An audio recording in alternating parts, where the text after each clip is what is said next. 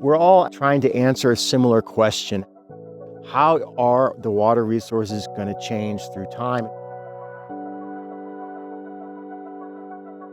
Over 70% of the water that rolls down the main stem, the Rio Grande, originates as snow.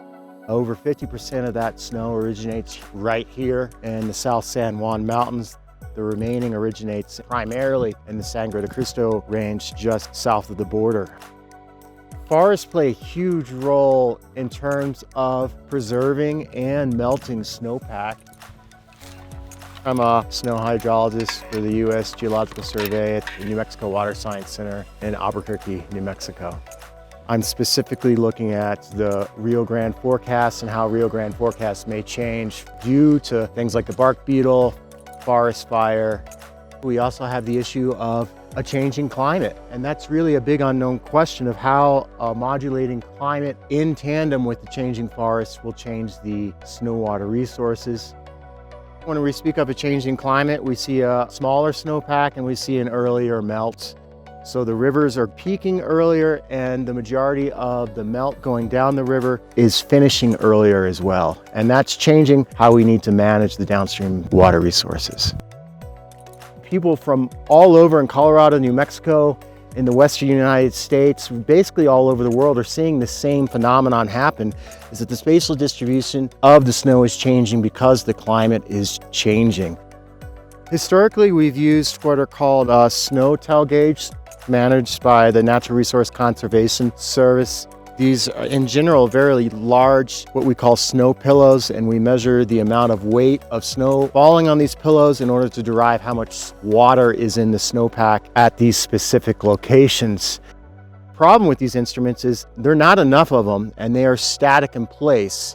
So it's hard to really analyze the spatial distribution of the snow over an entire area. But what we've been seeing is the accuracy has been reduced to upwards of 40% if you analyze the data of these snow tail gauges from 1956 more or less to present.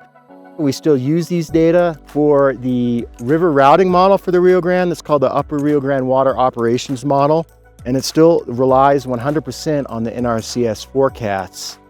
We would benefit from more positions of these snow tail sites. We have 15 in New Mexico and about 20 in the San Juans in total. And we've seen drastic changes, especially these low and mid elevation snow tail sites. We see earlier melt, snow changing to rain, where historically we get snow, and that completely changes the skill of the forecast. We are leading towards more of a modeling approach now. We have a variety of information we can input into these models in the form of remotely sensed data. That can be from LiDAR, light detection and ranging data, which gives more of a holistic picture of what's going on the ground over space. And that's really where I think we need to go, is have a operational snow model that's physically based, where we really know how much snow is going on throughout the landscape, not just at one point in time at a snow tail station. The USGS collects data, a variety of public agencies collect data. We're not necessarily sharing the data very well, which I think we could do a much better job at in order to create a better way of operationalizing a forecast. And I think that would be extremely helpful to the water managers on the ground. We could plan more appropriately for not just the Rio Grande Basin, but the Colorado Basin and intermountain regions throughout the West. In order to better understand when and where people will get the water, it's good to know how much water there really is and how that water is going to change through time.